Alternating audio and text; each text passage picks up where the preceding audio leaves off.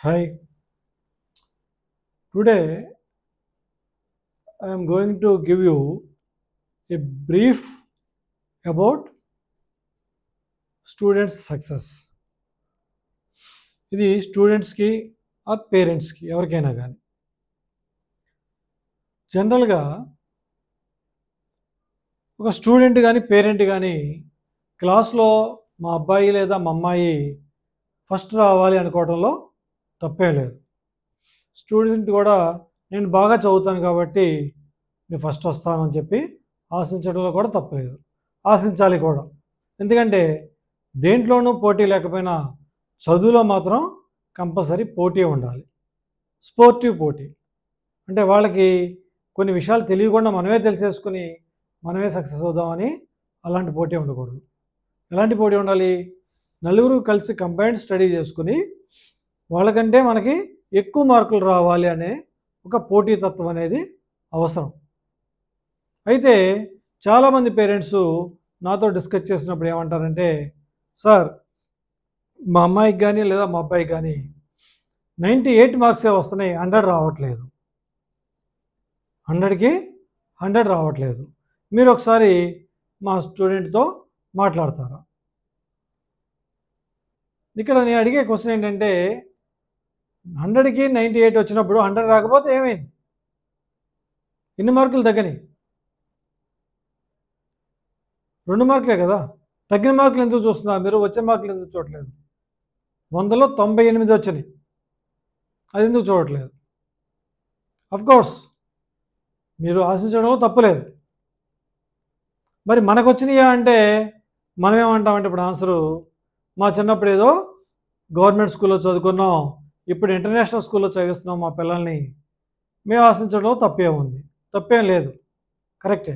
But marks అనేవి ఆ పిల్లవాడు లేదా పాప చదివిన చదువును బట్టే ఉండదు. అది ప్రజెంటేషన్ టైంలో ఏదైనా కనుక మూడ్ బాగోకపోయినా, ఆరోగ్యం బాగోకపోయినా, ఎన్విరాన్మెంట్ బాగోకపోయినా, ఏదైనా డిస్టర్బెన్సెస్ ఉన్నా రైట్ మార్కులు తగ్గచ్చు. లేదా మనం రాసింది సరిగ్గా అవతల టీచర్కి రీడబుల్గా లేకపోయినా కానీ కరెక్షన్ చేసేవాళ్ళకి ఎక్కడో ఒక చోట ఇబ్బంది జరిగి ఆ 2 మార్కులు 3 మార్కులు తగ్గితే తగ్గుండొచ్చు. అంత మాత్రాన పిల్లలు సక్సెస్ అవ్వరని కాదు. మీరు కనుక గమనిస్తే ఎక్కువ మార్కులు వచ్చిన వాళ్ళు అందరూ సక్సెస్ అయినా ప్రూఫ్లు లేవు. అలాగే చదువులో వెనకబడిన వాళ్ళు సక్సెస్ అవ్వలేదన్న ప్రూఫ్లు లేవు. చాలామంది సక్సెస్ అయ్యారు కూడా. అయితే దీనికి మనం ఏం చేయాలి? మరి సొల్యూషన్ ఏంటి? వదిలేయటమేనంటే కాదు.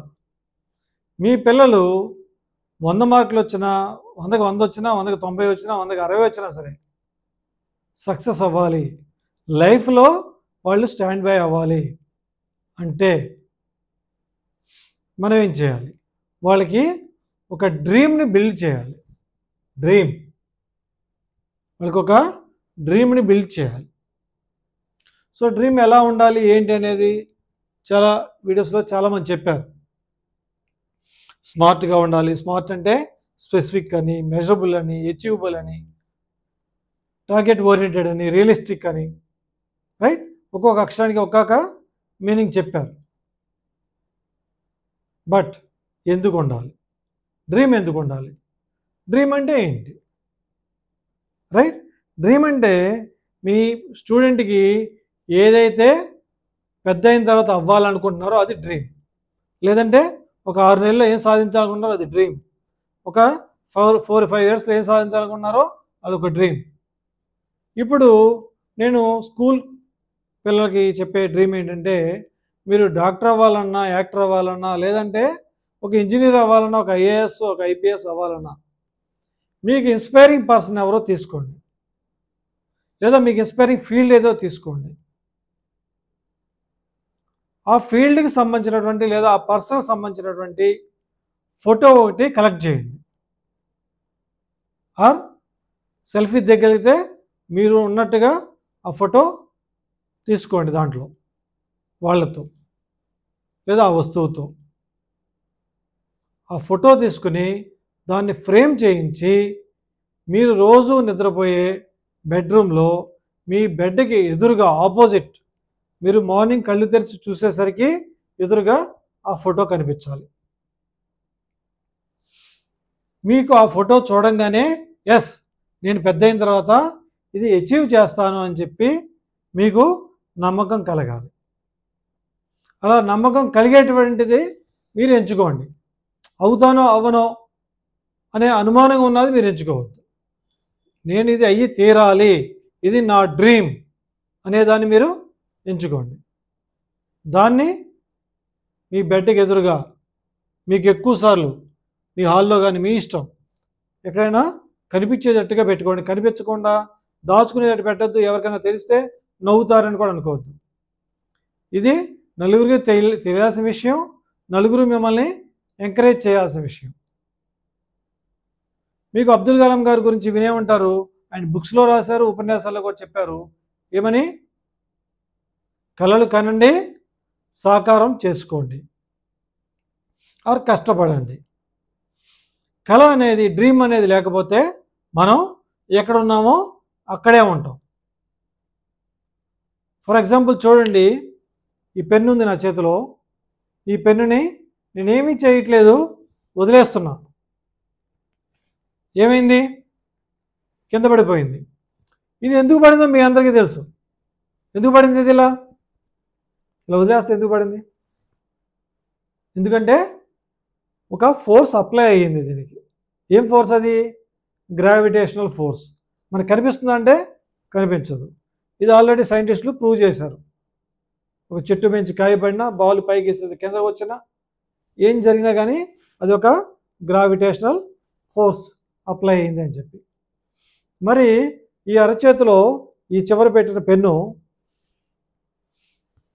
ఇక్కడికి వెళ్ళాలి. వెళ్తుందా? అది ఊదా వెళ్తుందా? వెళ్ళదు. ఏం చేయాలి? నేను ఒక ఫోర్స్ అప్లై చేయాలి. ఈ చేతితో ఒక ఫోర్సు అప్లై చేయాలి. ఈ మాస్కి మూవ్ అవ్వడానికి సరిపడా ఫోర్స్. నీకు ఎంతో కొంత మాస్ ఉంది కదా, వెయిట్ ఉంది కదా. ఈ వెయిట్ మూవ్ అవ్వడానికి నేను ఇంతే అప్లై చేశాను, ఇక్కడికి వెళ్తుంది. ఇంత అప్లై చేశాను, ఇక్కడికి వెళ్తుంది. ఇంకొంచెం అంటే దీన్ని నేను మూవ్ అవ్వాలంటే ఒక ఫోర్స్ అప్లై చేసి ఈ చివరి దాకా తీసుకురావాలి. సో ఇది ఎలా అయితే ఒక వస్తువు ఒక చోట నుంచి ఒక చోటకి మూవ్ అవ్వడానికి ఒక ఫోర్స్ అప్లై చేశామో, అలాగే మీ చైల్డ్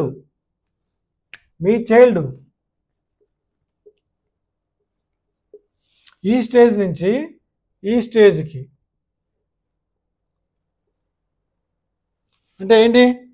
చిన్నవాడి నుంచి పెద్దవాడు అవడానికి కాదు. పెద్ద అయ్యేసరికి ఒక గోలు అచీవ్ చేయడానికి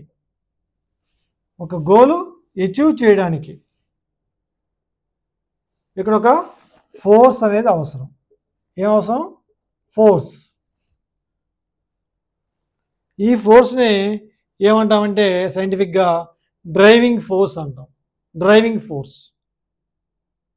చూడండి, మీరు కొన్ని పనులు చేయాలనుకున్నప్పుడు చేయలేరు. బట్ ఏదైనా సరే అత్యవసరం అయినప్పుడు, అదే తప్పదు, కాంట్ బట్ట పొజిషన్కి వచ్చినప్పుడు అప్పుడు ఏం చేస్తారు? కంపల్సరీ చేస్తారు. అది ఎలా చేస్తారో కూడా మీకు తెలియదు. ఆటోమేటిక్గా మీతో ఆ పని చేపిస్తుంది. నిన్నటిదాకా కాదు అనుకున్న పని మళ్ళీ మీతోనే ఆ పని అయ్యేట్టు చేస్తుంది. ఆ వెనకాల ఒక బ్యాక్గ్రౌండ్ ఉంది. మీకు ఆ పని చేయడానికి ఒక అవసరం ఉంది, ఒక నీడ్ ఉంది.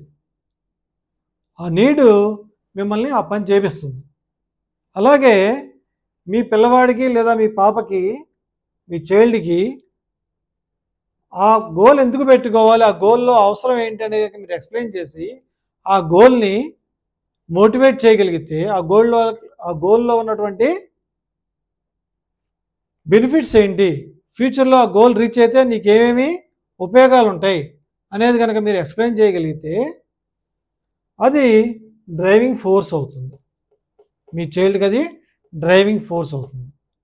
నన్ను నువ్వు ఐఏఎస్ అవ్వాలి, ఐపీఎస్ అవ్వాలంటే అవ్వదు. ఐఏఎస్ ఐపీఎస్ అయితే ఎటువంటి అచీవ్ చేయొచ్చు, సొసైటీలో ఎలా బతకచ్చు, సొసైటీకి ఎలా సేవ చేయొచ్చు, రైట్? డాక్టర్ అయితే ఎంతమంది ప్రాణాలు కాపాడచ్చు. ఒకసారి వీలైతే ఆ ప్లేసెస్ తీసుకెళ్ళండి, తీసుకెళ్ళి ఇదిగో ఇక్కడ ఇలా చేస్తారని చూపించండి, రైట్? మనం ఈ ఇంట్లో ఉంటున్నాం, ఈ తిండి తింటున్నాం, ఈ ఏసీ ఈ ఫ్యాన్ వేసుకుని మనం ఎంజాయ్ చేయగలుగుతున్నాం. బట్ మనకంటే ఈ వసతులు లేని అందరూ కూడా రోడ్డు మీద ఎలా బతుకుతున్నారో ఒకసారి చూపించండి. అప్పుడు మీరిచ్చే ఫెసిలిటీస్ యొక్క వాల్యూ వాళ్ళకి తెలుస్తుంది.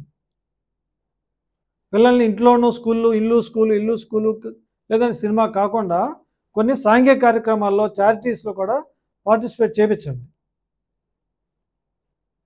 రోడ్డు పక్కన ఉన్న వాళ్ళకి చిన్న చిన్న పులిహార పొట్లాలు ఏదైనా తీసుకెళ్ళి ఇవ్వటం, లేదా దుప్పటి ఏదైనా ఇవ్వటం, లేదా టవల్ ఇవ్వటం, లేదా కర్చీఫ్ ఇవ్వటం మీ స్తోమతను బట్టి.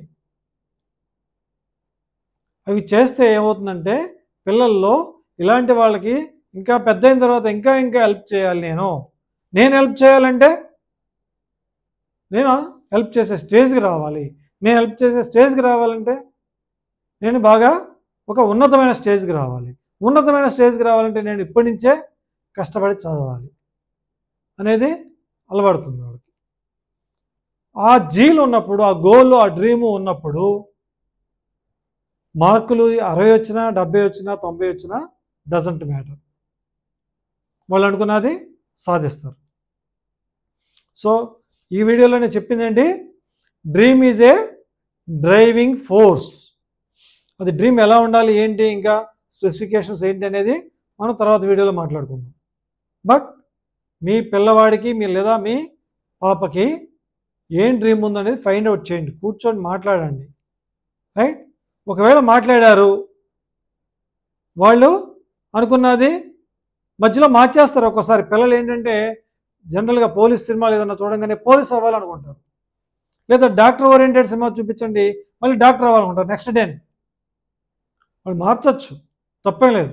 బట్ ఏదో ఒక స్పెసిఫిక్ గోల్ అనేది పెట్టుకుంటే ఆ గోల్ మీద ఉంటుంది, మారరు. ఒకవేళ అది అచీవ్ కాకపోయినా అంతకంటే మంచిదే అచీవ్ చేస్తారు వాళ్ళు, అంతకంటే పెద్దదే అచీవ్ చేస్తారు. ఎందుకంటే చిన్నప్పటి నుంచి వాళ్ళు ఒక గోల్ ఓరియంటెడ్గా ప్రాసెస్ అయ్యారు. వాళ్ళు ఏదో ఆడుతూ పాడుతూ చదివేలేదు, వాళ్ళ మైండ్లో గోల్ పెట్టుకుని చదివారు. సో అంతకంటే పెద్దదే వాళ్ళు రీచ్ అవ్వగలుగుతారు. So this is my sincere request. దయచేసి మీ పిల్లలతో ఒక 10 నిమిషాలు స్పెండ్ చేయండి, వాళ్ళతో డిస్కస్ చేయండి, ఏం కావాలో ఏంటి, పెద్ద అయిన తర్వాత ఏం అవ్వాలనుకుంటున్నారు అనేది. వాళ్ళకి ఏమైనా డౌట్స్ ఉంటే క్లారిఫై చేయండి. ఇదిగో ఇదైతే ఇది అని చెప్పండి. అలాగే వారానికి ఒకసారో, నెలకు ఒకసారో, 2 నెలలకు ఒకసారో, లేదా పైగా మీకు వీలైనప్పుడు పిల్లల్ని బయటికి తీసుకెళ్ళి ఎవరికైనా రోడ్డు పక్కన ఉన్న అనాథాలకు కానీ, పెద్దవాళ్ళైనా పిల్లలైనా సరే, వాళ్ళకి ఏదో ఒకటి మీరు చేయగలిగింది, మీరు దుప్పట్లు గొడుగులు ఇలాంటివి ఇవ్వలేరు, పులిహార చేయగలరు కదా ఇంట్లో. ఆ పులిహార 4 ప్యాకెట్లు చేయండి, నలుగురికి ఇవ్వండి, 10 ప్యాకెట్లు చేయండి, 10 మందికే ఇప్పించండి. ఇప్పించడం అనేది చాలా చాలా ఇంపార్టెంట్. ఎంతమందికి ఇచ్చారనేది మ్యాటర్ కాదు, right? I wish you all the best. Thank you. Follow it.